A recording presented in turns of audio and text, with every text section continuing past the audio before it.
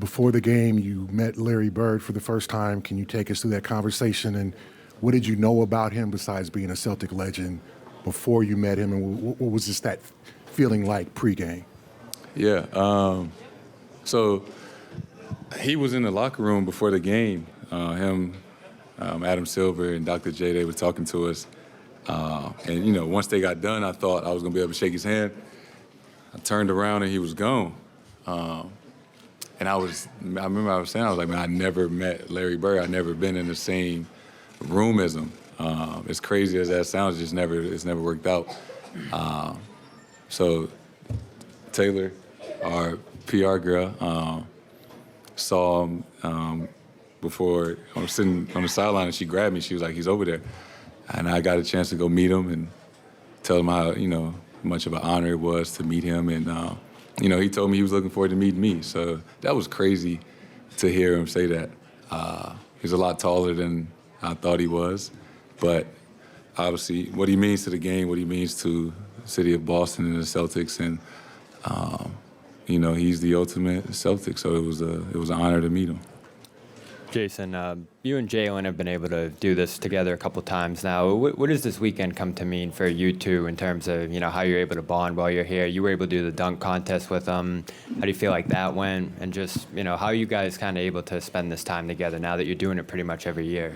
Yeah, I always say All-Star Weekend is special, and it's even more special when you get to share it with a teammate or two. And so, I've been fortunate enough to share it with him 3 times now. And it's great. It's great to have a teammate, familiar face around, especially we get to share the same locker room. It's a special weekend for us, our families, obviously, just, our team, the Celtics. So it's always great. Dave, on your right, standing. Jayson, as the reigning All-Star Game MVP, I guess you're more qualified than others to answer this question. There was a case to be made for Tyrese, case to be made for Dame, case to be made for Jalen, and it's just kind of how do you view the MVP of the East this year? Much deserved, like you said. We scored 200 points. We had 3 guys score over 36 points, so it could have went either way. But Dame put on the show, and I was happy for him. So it was cool I could take a back seat this year and kind of chill and get to enjoy the show a little bit. Last row in the back. Hey, Jayson. Miley Biandello here. Your dad's had the opportunity this year to coach the Illawarra Hawks in Australia. Has he given you any insight to the level that Australian basketball has down there, and do you have any vision in visiting anytime soon? Yeah, I got to talk to him right before the game started. The time difference is a little crazy. He actually is up. He's a finalist for Coach of the Year. Started off as an assistant coach, and the head coach got let go, and halfway through the season, they were in like the 10th or 11th seed, and now he kind of turned it around. They're in the 4th seed going into the playoffs. So extremely, obviously, happy for him. Happy for what he's been able to do over there and kind of turn that organization around. But he loves it. He loves it over there. He loves being in Australia. He says the games are extremely competitive. The atmosphere is crazy.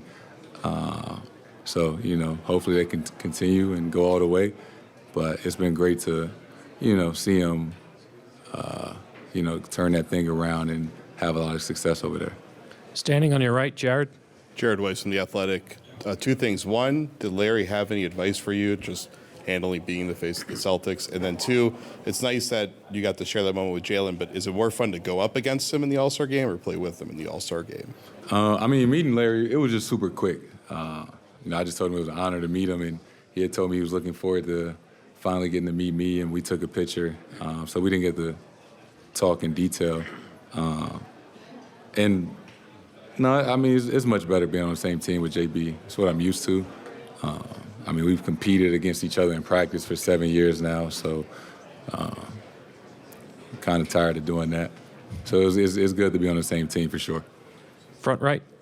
Jayson, Samaj Musko from Morehouse College, Maroon Tiger. As I talked to a lot of players over the weekend, one thing that's constantly come up is how important it is to have family and friends here at this event to support you, cheer you on. What has that meant to you over the years, and how important is it to you to be able to have them here, especially with the traveling schedule that you all have? It's extremely important. Being an all-star is obviously a reflection of the work that you've put in your whole life, the work that you've obviously put in, the first half of the season. But it should be celebrated with your family, right? Nobody is successful by themselves. Everybody has a support group, people to help raise them, support them through ups and downs. So this weekend, is for obviously yourself, but to bring your friends, families, partners, or whatever it may be to this event, to this weekend, because there's a lot of activities and things like that, and it's just memories to build with the people who essentially help you get to this moment. Last two questions on the second row here and on the other side. Hey, Jason, over here. Adam Gosmelski with Sports Media Watch. We've talked to a lot of veteran All-Star appearance members here about changes in the format, going back to the East-West, shorter introductions. I was just curious, as somebody who's maybe experienced a little bit less of the All-Star history, right? What do you think about the changes this year? Did you think they lended itself to a better experience for you as a player, going back to East-West, shorter introductions? Did it turn into a better game for you? I loved it.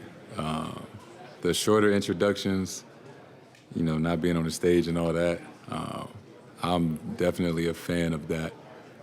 East versus West, I thought it was cool. This was my first All-Star game experience in East versus West. So, that's kind of what I grew up watching. So I enjoyed that. I liked it better this year, honestly. It was a regular game. Halftime was a little shorter, and the introductions was a lot shorter. So it felt like a little bit more normal of a game than past years. Last question on the second row on the right. Hey, Jason, Kendall Show, Players TV. So you keep doing so many good things back home in your community of St. Louis. We just heard another, initiative where you're giving $1 million to homeowners back there. What does it mean to you really just to be a role model? Be a role model not just for the kids back in St. Louis, but really just kids across the country. You see Tatum jerseys across the country right now. So what does that mean to you really to be a role model for players in St. Louis, kids in St. Louis, and kids across the country?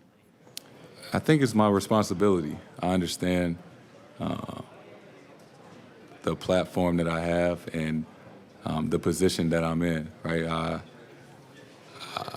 I'm in a position to inspire a lot of kids and a lot of people.